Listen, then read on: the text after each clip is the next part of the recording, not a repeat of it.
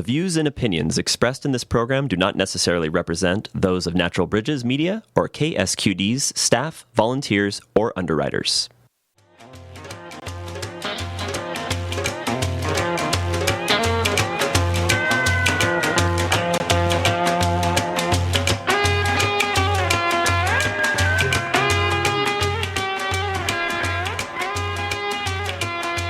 Hello and welcome to Talk of the Bay.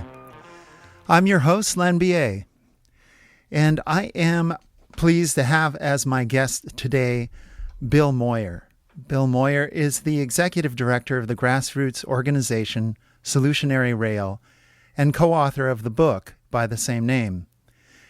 Nearly a decade ago, while fighting against the endangerment of the Pacific Northwest as a fossil fuel corridor to Asia, Bill confronted a railroad labor advocate, asking whether these coal trains and Bakken oil trains were really the highest and best use for U.S. railroads. That railroader followed up with his own challenge to Bill. See if you and your people can green this, as he handed Bill a 2008 white paper on modernizing the Northern Transcon. At the time, Bill barely knew that that is one of the names for the rail corridor from Chicago to the Puget Sound. That challenge was the beginning of Solutionary Rail. Over the next few years, Bill convened and collaborated with a team of rail, sustainability, and environmental justice experts to produce the 2016 book Solutionary Rail, a people-powered campaign to electrify U.S. railroads and open corridors to a clean energy future. Solutionary Rail's campaigns have put rails at the center of building an unconventional alliance to solve problems together. Bill lives with his wife and daughter amongst the huckleberries, ferns, firs, woodpeckers, owls, and coyotes on Vashon Island in the Salish Sea. Bill Moyer, welcome to Talk of the Bay. Good to have you back. It's really great to be back. Thank you for the invitation. I really appreciate it. Honored to be here.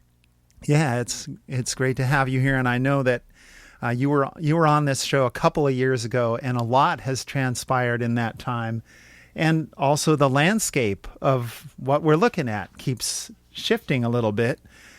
I wanted to start to give listeners some context. You've referred to the nation's rail infrastructure as a solution hiding in plain sight.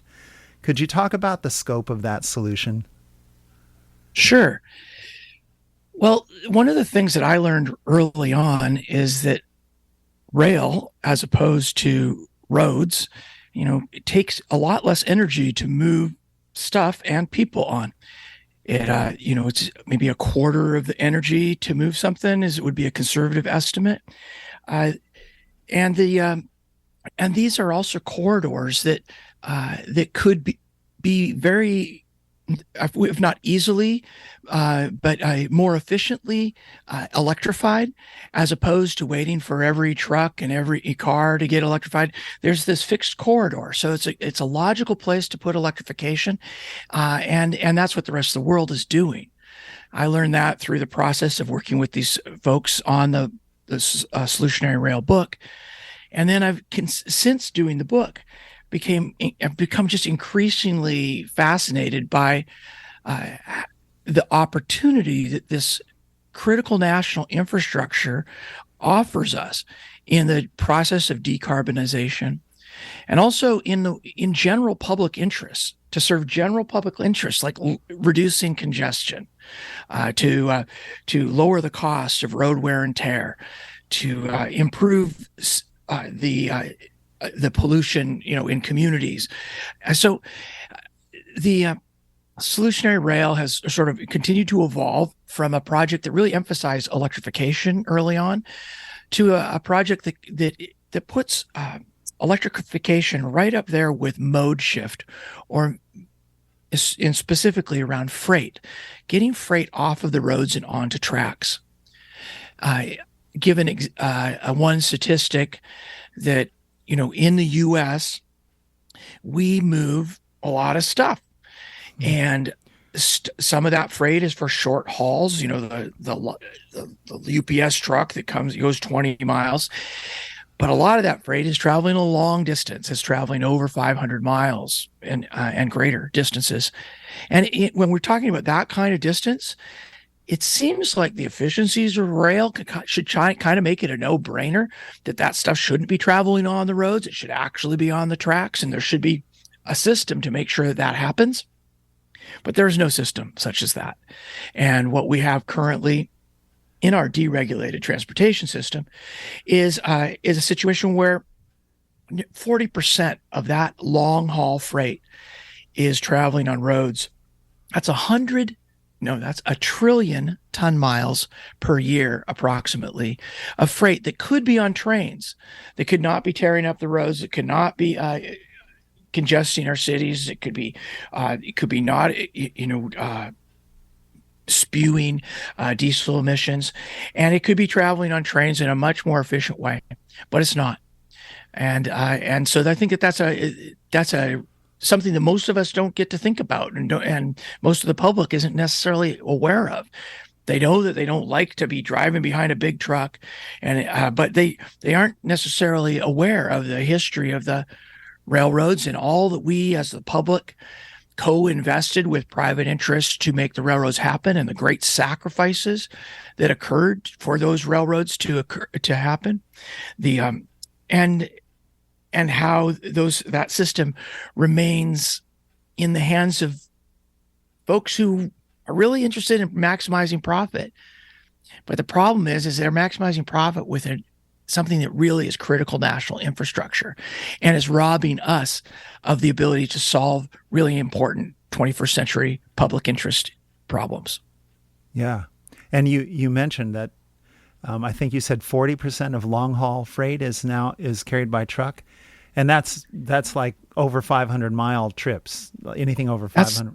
So yeah, I mean, even stuff that's 150 miles, there's a lot of that could be handled by rail in many cases too, and that would save at least 2/3 of the energy per ton mile that it takes to take it by truck, because steel wheels on a rail is just more efficient than rubber tires on pavement. And right. And so physics. you save energy, you reduce, if say you wanted to electrify all that truck traffic, well, first of all, it's not going to happen. I don't know if it's 2 million tractor trailers in the US, but the Tesla is not going to come through and save the day on this. We don't have that much time or that much public funds to dump into that electrifying all of the long haul trucks. It's gonna and also, what is the cost of batteries if we are constantly relying on everything for new batteries? This the lithium mining and all of that. It's going to take us way too long to get there, and we're going to have to spend way more money, and we're going to have to we're not going to achieve all the benefits that we could deliver. So I think that a very high priority is to get that long haul freight off of trucks and onto trains, and to have a robust and reliable rail system that can actually handle that kind of capacity, which is currently a problem. And then simultaneously, we should be electrifying starting with the rail yards, because those are the places that are most impacting communities. They have what's called an indirect source of pollution. So all the trucks that come in and all the trains that come into that rail yard are polluting the communities that live around them. And those are like cancer corridors in places like the Inland Empire, San Bernardino. So those are places where we absolutely need to electrify, and we need to do it ASAP. And simultaneously, we need to be building the capacity to mode shift the long haul freight, in particular, onto trucks, off of trucks and onto trains. And yes, you're right. We could do a lot more short and medium haul by rail. Were the incentives in place to do so? Yeah, but it seems like things have gone in the opposite direction. Like freight, I understand the amount of freight handled by rail is actually decreased in the last 20 years. And the service that the private rail companies are providing, it's harder and harder for small shippers especially to get the rails to haul their stuff. They're being forced to go to trucking. And right. And that's, I mean, we've got, I don't know, I understand, there's a lot of monopolization of the rail lines, at least the major rail lines in the country. What's going on there? What's that dynamic about in terms of the corporate prerogatives that are at work? Well, we've had a complicated relationship with the railroads right from the start. That was whether through the land grant process of providing land to help these develop these private interests, sell stock to be able to fund the build out of the rail network in the first place. We already kind of made a deal with the devil in a way, and that the incentives skewed the construction of the process of the rails. So there was potentially extra capacity that could be reduced at certain points. But when the emergence of the truck and our highway system came into play, around World War II and following that, all of a sudden the interstate system was a public subsidy for freight and passenger transportation that the private railroads couldn't really compete with. And so they struggled, and actually the entire history of the public's relationship to the railroad has been a struggle back and forth. I mean, we actually created our very first federal agency, regulatory agency, through the Interstate Commerce Act, and creating the Interstate Commerce Commission in 1887. And that was a response to the monopolistic practices, the ways that the railroads were already discriminating against the small farmer in favor of the large farmer, in favor of taking things a short distance, or opposing taking things a short distance in favor of taking things a long distance. And so the Grange movement and the Granger's laws in various states emerged. And then the federal government tried to put a cap on this conflict, or as some would say, they regulated not just the industry, but they regulated the scope of the outrage and the complaint of the public, and by creating this regulatory system called the Interstate Commerce Commission. So anyway, they regulated the rates very aggressively for many decades, and the railroads did naturally sort of consolidate. There were moments, like in World War I, when the system was too fragmented to serve the nation in a functional way, as we were considering entering into World War I, and so the federal government sort of took things over temporarily. It was supposed to be until there was an armistice, but the U.S. didn't participate in the armistice, so it got very confusing. And the plan was called the Plum Plan, and they harmonized the various systems and made things move more efficiently. In World War II, right before World War II, we got into a situation where we were concerned about moving troops and supplies. And so the federal government came to a deal with the railroads, and they settled a long complaint that the federal government had with the railroads, that the railroads did not live up to their public obligations, they made, the promises they made with the land grants. The federal government let go of that. And so, but still, with the building of the interstate system, the railroads were not able to compete.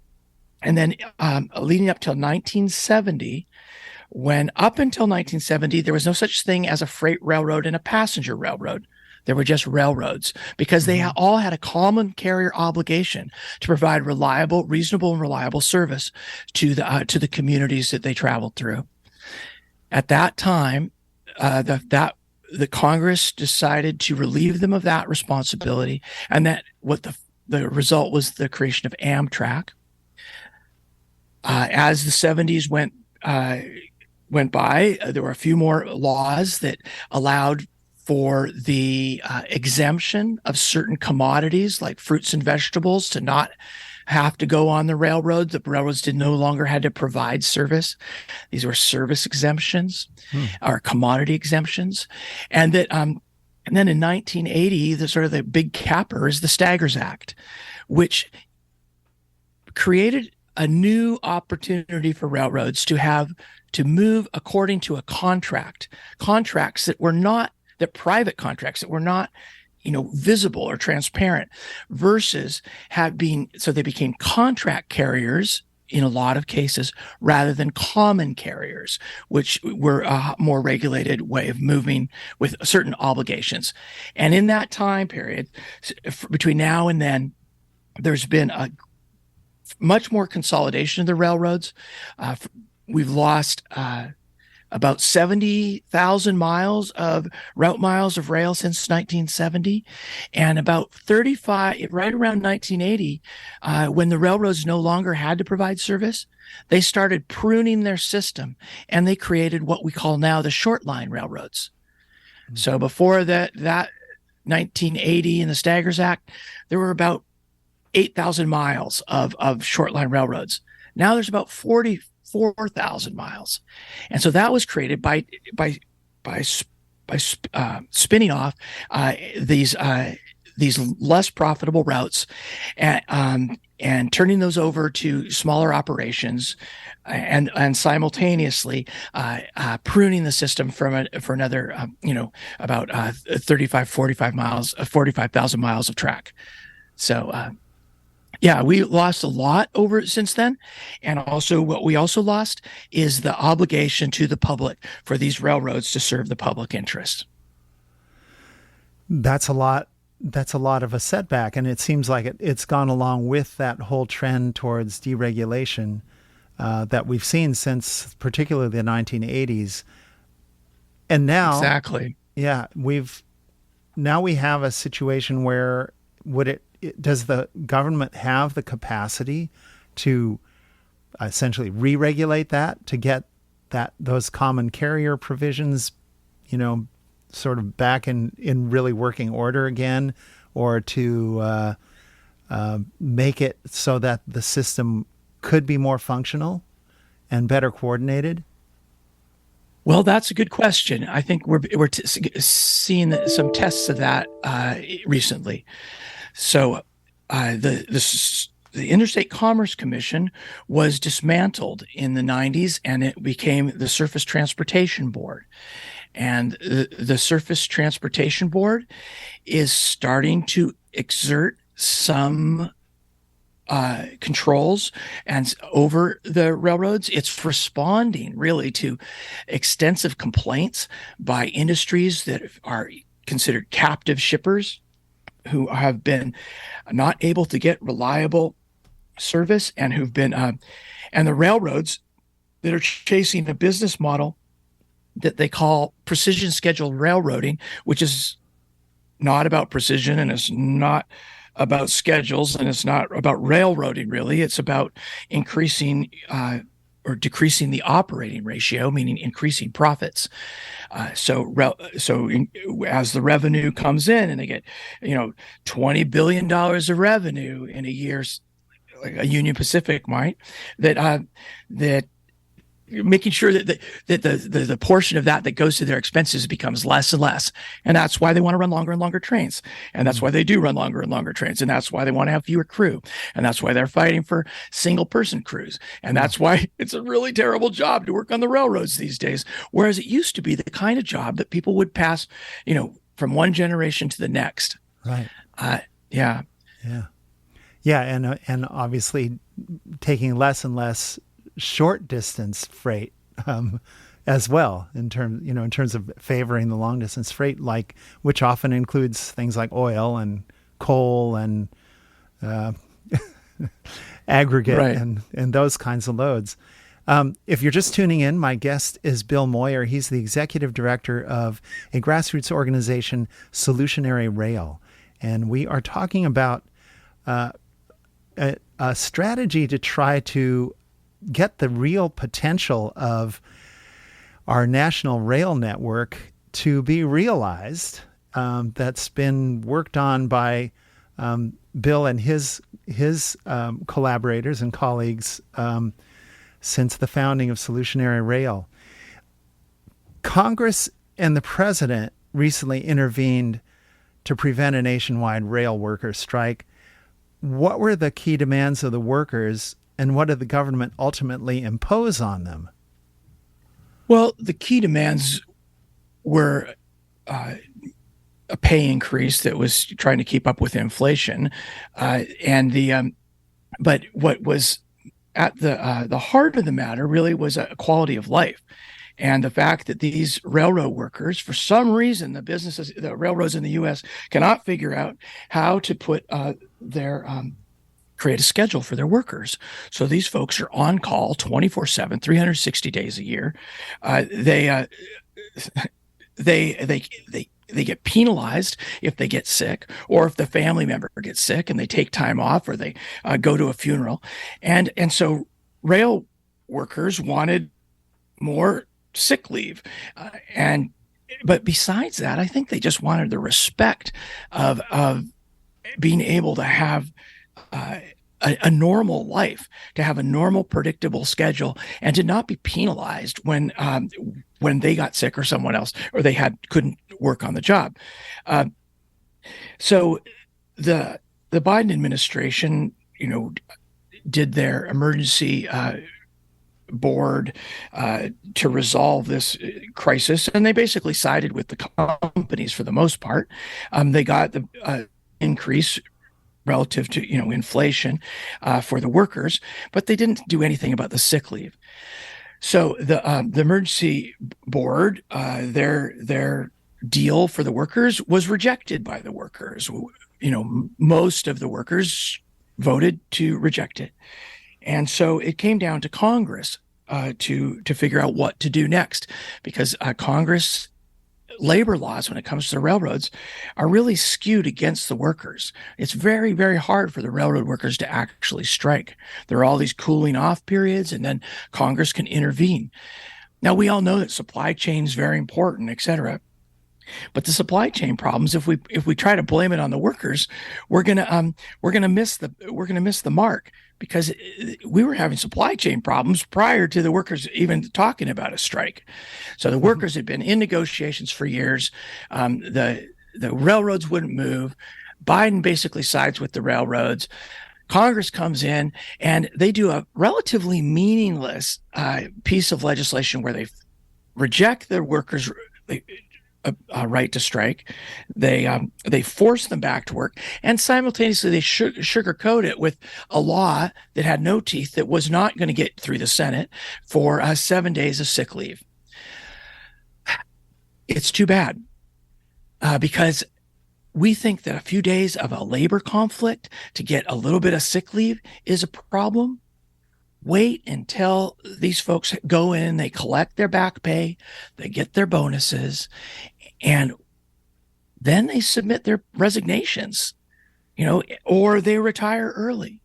Because then, instead of having a few days where we have some inconvenience, all of a sudden we could have years of trying to rebuild a workforce, and much more serious, far more serious supply chain disruption, because there aren't the skilled workers to move the trains, to build the trains, and to manage the rail traffic. Yeah. And that's a big problem, and that's a safety problem. And so I think we're in a bit of a wait and see moment for that. Yeah. And you mentioned some of the railroad companies are, trying to get, in some cases, one-man crews. I mean, if you can imagine, a train that's pulling, pick a number, 60 200-ton boxcars. And I'm not exaggerating weights. That's a typical boxcar weight, 200 tons. Right.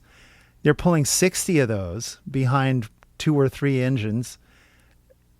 That's one person's job. There's nobody to back them up. There's nobody to, share decision making with, or to, jump to the post when there's an approaching possible emergency. I mean, that seems kind of crazy to me. I don't know.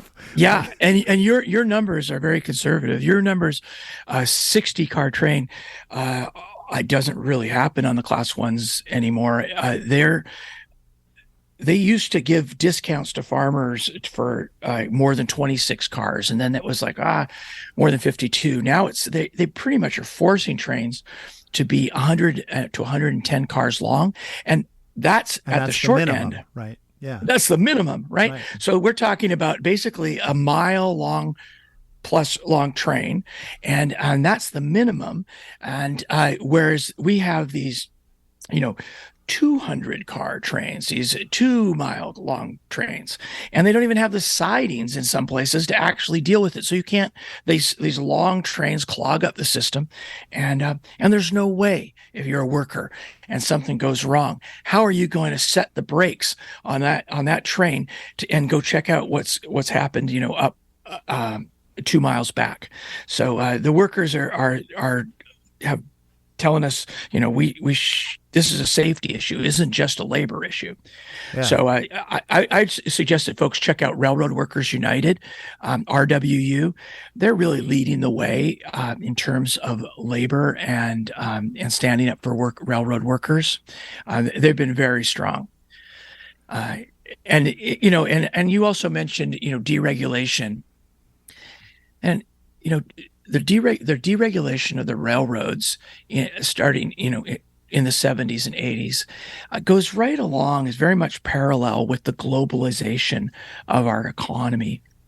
And, neoliberal capitalism has four legs or pillars. It's deregulation, privatization, globalization, and austerity. So, squeeze the fat out of the public sector and don't make people more desperate, privatize and mine the investments that have been made in that public sector for private profit, deregulate, and then ship stuff, do whatever you can, wherever it's cheapest to do it, for whether you've got the least, protections for the environment or workers. That's basically neoliberalism in a nutshell. So I think what we're coming up against through the supply chain crisis that we saw, during the mid part of the pandemic to this moment I would associate it with the rise of right-wing populism, is that neoliberal capitalism is leaving a lot of people behind, and it's not functional, it's not sustainable. And so the deregulation of this critical national infrastructure that is what's putting pressure on short-term profits when we really need it to decarbonize our transportation system, stop air pollution in our cities and along the highways, and save the public purse, and prepare for a climate crisis by mitigating our impacts and our the heating of the planet that we're so hastily engaged in. Well, I want to talk more about the deregulation issue and the challenges we face in this country as opposed to in other countries where rail infrastructure is publicly owned, to make the railroads operate in the public interest. But I especially want to come back to the vision that Solutionary Rail has put forward, to kind of get into a few more of the details there, so that our listeners can really understand more broadly, like what the benefits could be from that.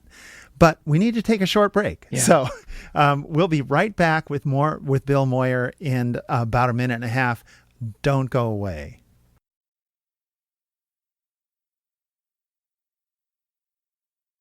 And welcome back to Talk of the Bay. My guest is Bill Moyer, Executive Director of Solutionary Rail, a grassroots organization that has been actively promoting a vision for making the best public interest use of the railroad network in the United States.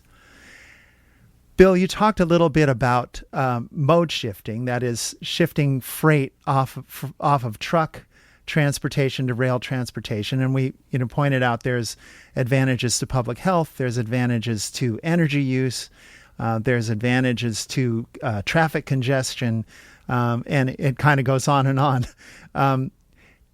And there's other potentials. If we revive this rail network, even to kind of what you could say the level it was at in the 1960s, for example.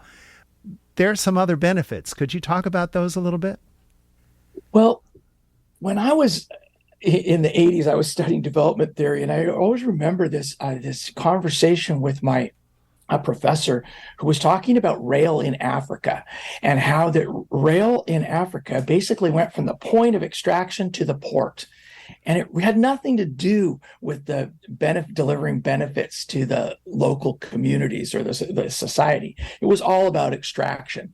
Well, I think that over the last 45 years, that's kind of what we've created, is a system that's really oriented towards export and importing goods from other places.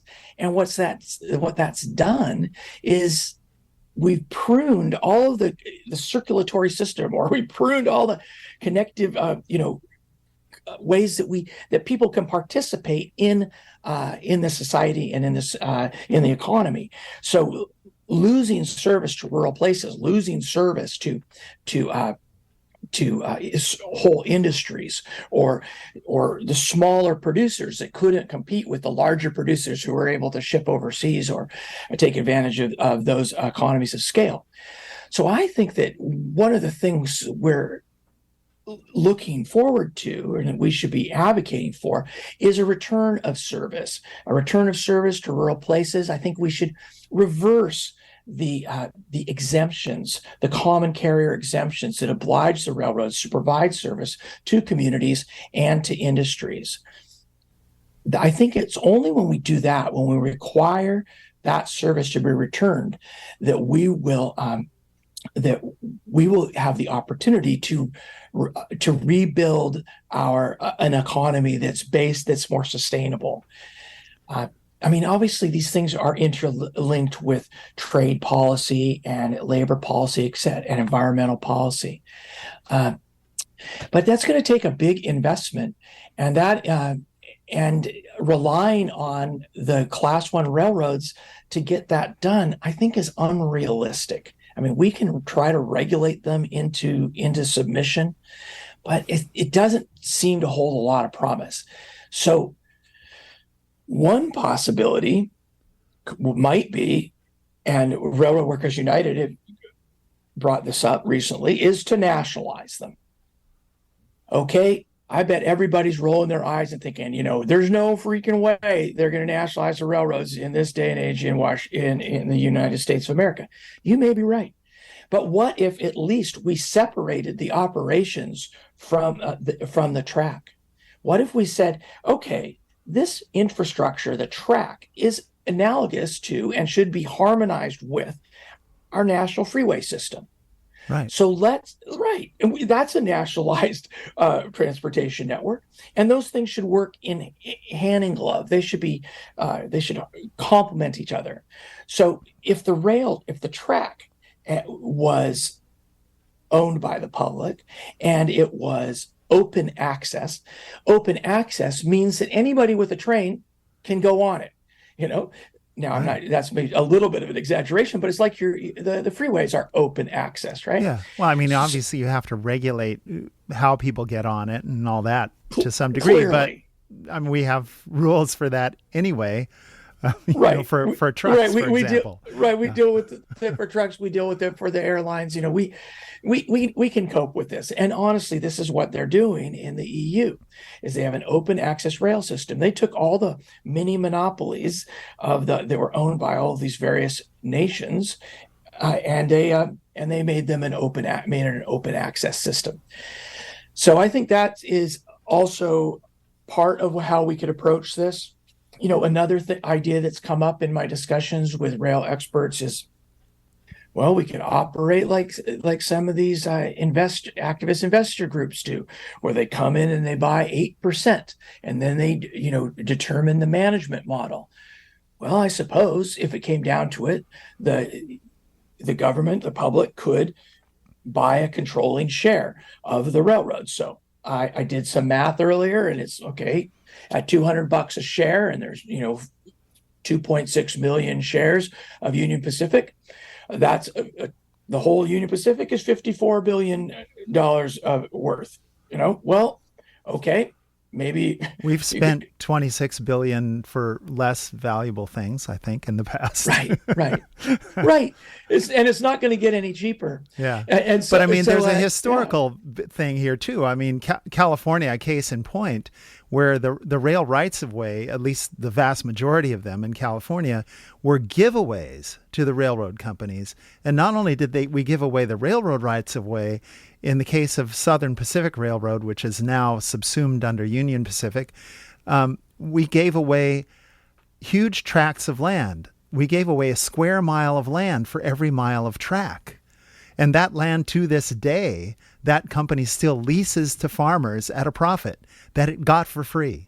So it kind of seems like we have a precedent here, because this is mostly true nationwide, that rail companies either got the rights of way for free or at a very subsidized rate, that if they've made money off of it for, pick a period, at least a decade, then it's time to give it back. It's like, hey, we gave you a gift, say thank you, and we're moving on, Yeah. And this is what they settled, what we kind of, what I was referring to in 1941, the railroads never lived up to their part of the deal. And the challenge is we've got a clock ticking for the climate, and we could argue about this in courts for the rest of our lives and not get anything done. So somehow we have to strike a win-win deal. Maybe it has to, get worse before it gets better. I don't really want it to get worse before it gets better personally, but with the thing that the federal government did with the forcing the railroad workers to go back to work rather than to express their grievance, I think we might be in a situation where we're inevitably going to see it get worse. That said, I feel like the between the supply chain crisis and people's greater awareness because of the threat of the strike by the railroad workers, I think people are paying greater attention.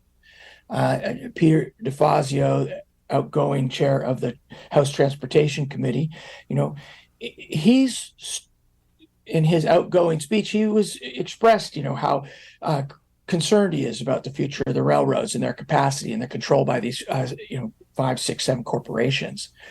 So maybe it'll get worse before it gets better, but we definitely need the public to be paying attention to the railroads, to think about them as critical national infrastructure, to realize that all those trucks that are on the road, the vast majority of them, or at least half of them, do not need to be on the road.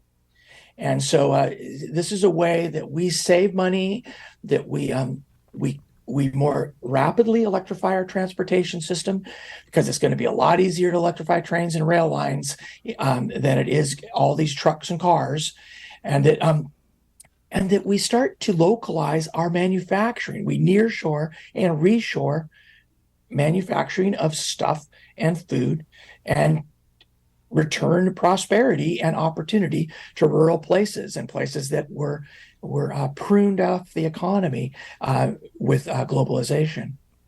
Yeah.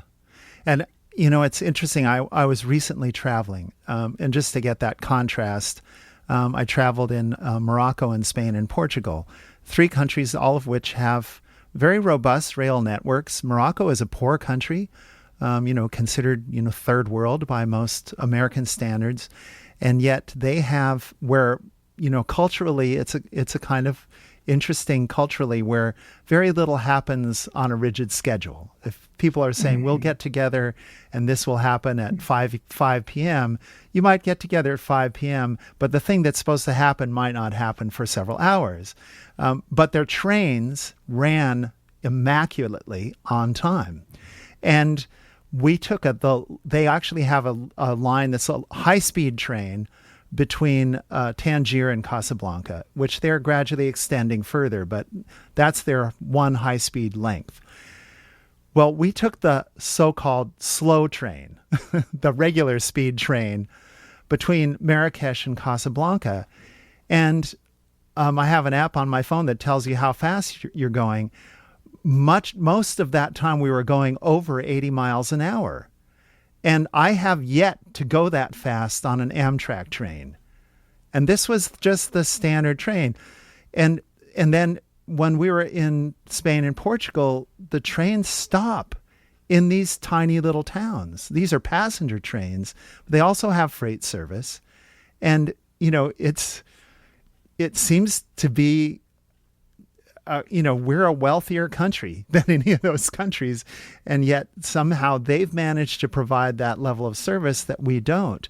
We went to a small village in Portugal whose population is maybe 2,000 at the outside. It had its own passenger rail station and 5 trains a day. Wow.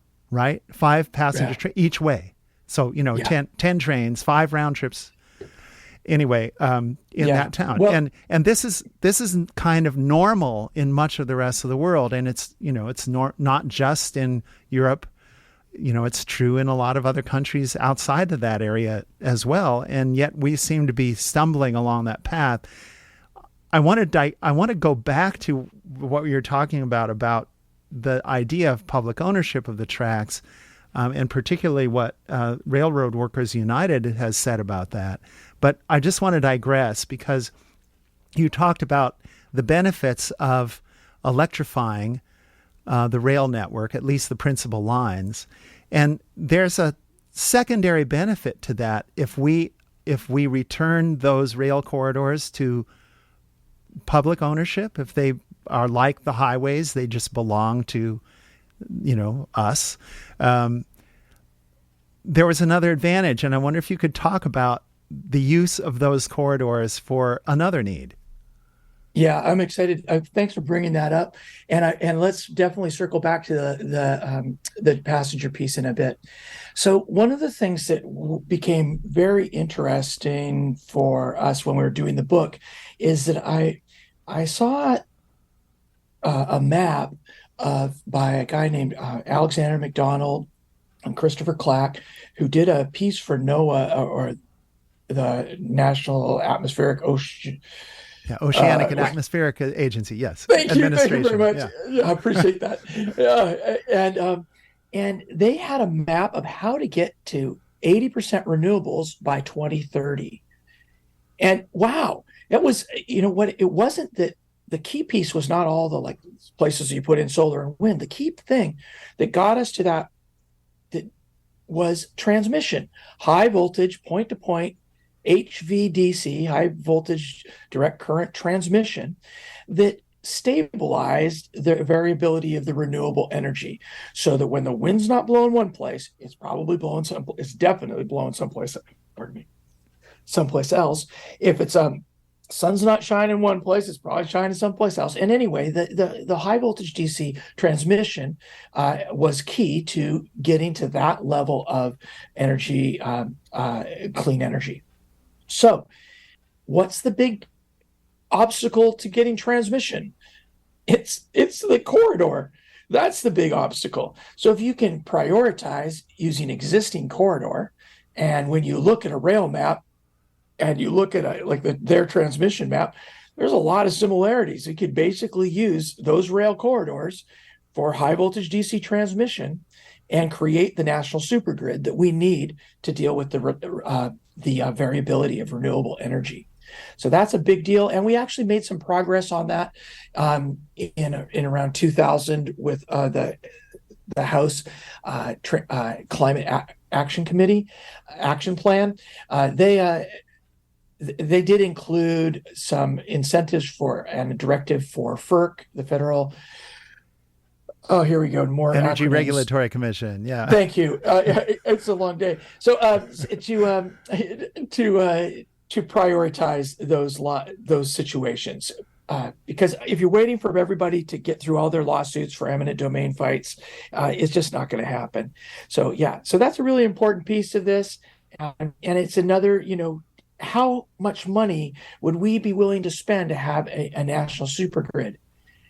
How much money would we be willing to spend to have a really highly functional rail system that is moving people and stuff? And when you combine them, we get a hell of a bargain if we do it all with one fell swoop and purchase and acquire the rail corridors for those purposes. Wow. I just want, Yeah. it's pretty neat. It's there's And another that's crazy. that underscores that whole issue of what they call stranded supply areas. There are all these areas with peak solar output that aren't on a transmission corridor, but they are on a railroad corridor. There's areas that have the most density of wind power potential, and they're on rail corridors, but they aren't on transmission corridors. So making the rail corridor a public right of way that you could put transmission towers along would just solve that. It's there. Yeah, and the Northern Transcon how we opened the conversation, there are about 14 Indian nations across that corridor.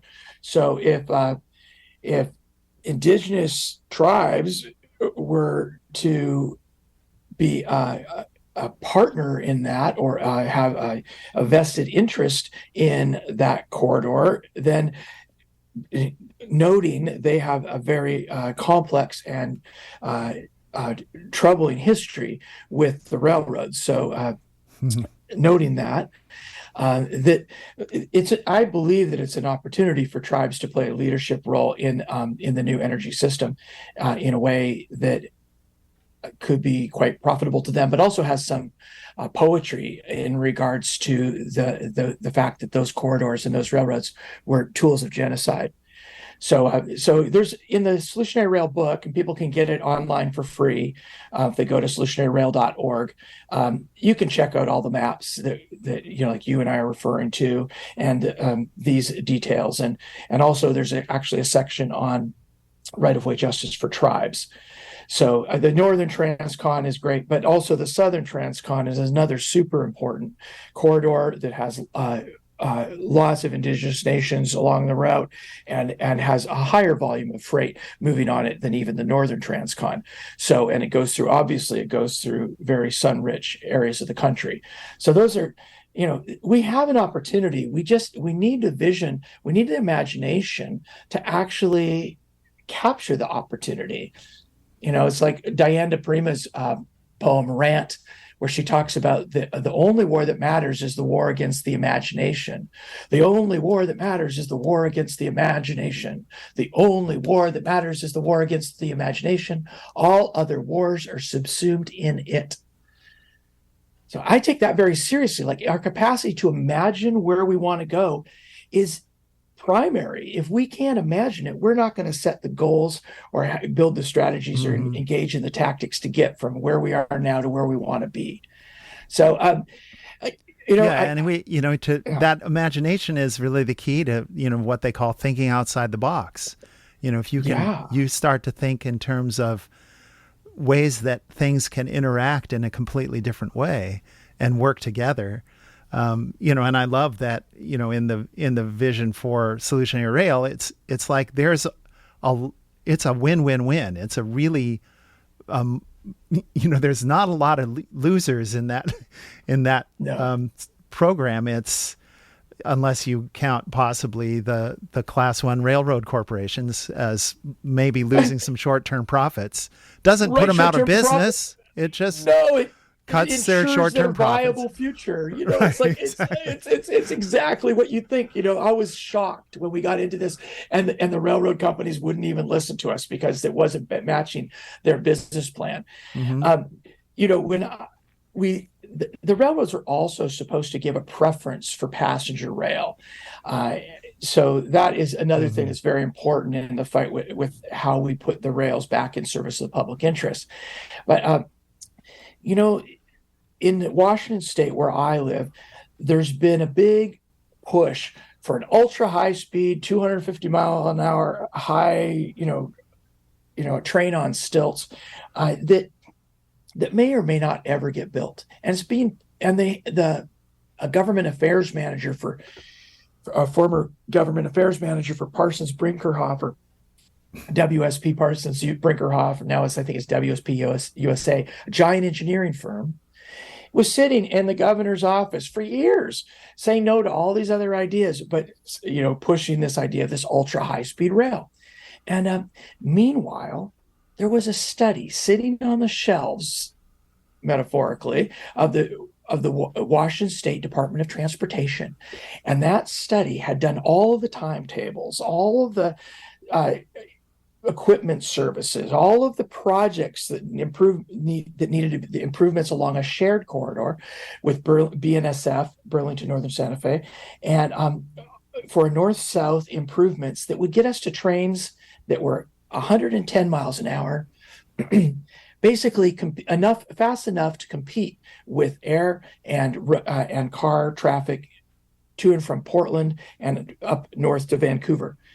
Well, that thing has been ignored while this other boondoggle is being championed. And in reality, the boondoggle doesn't have a chance of being successful if it's only going to stop in Vancouver, Seattle, and Portland without interconnecting with a functional intercity rail system. So one of the things that I found most interesting recently is looking through that plan. It had 6 iterations, timetable A to timetable F. And by the time we get to timetable F, we've got 14 round trips a day between Seattle and Portland. We've got 5 round trips a day between Seattle and Vancouver. It's all accomplished with 9 train sets. And the public subsidy has gone from a significant amount to almost zero, or even paying back the public for their investment. Because when you induce demand by creating more service, you get more utilization, and your operating costs relative per passenger go down. Mm-hmm. The other thing that I think is another thing that's been recent for me is to start to look at some of the short line local rail stuff. And one of the things I really love about rail is, and I love about doing solutionary rail, is it is about solving problems. And it's about solving problems that we can solve in collaboration with people that maybe we aren't solving other problems with. Mm-hmm. And we start to build relationship across differences. So right now I'm working with folks in port districts and looking at rail service for wheat farmers in Southeast Washington and how we could improve that service. What I'm learning is that a lot of people really value these assets that are there. There's all these old rail corridors, et cetera, and they're underutilized or not utilized or abandoned. And the folks in those counties can't afford to be keeping up the roads for the heavy trucks that are going long distances to get to barges or big rail yards.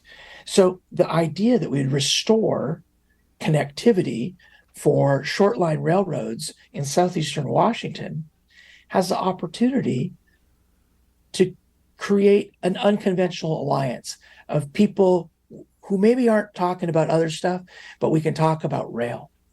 And one of the problems, though, is that the railroads, when they spun off all these short lines, they held little pieces. And so they still have like monopolistic relationships to the short line railroads. And it makes the possibility for growth in these places almost untenable. So one of the cool things in Washington State is that the state invested and purchased a section of about 300 miles of this railroad about 18 years ago. Now, we're trying to get the state to create this open access system to take another trail that's on an abandoned railroad and connect it so that the short line railroads don't have to be reliant upon connections to Union Pacific or BNSF.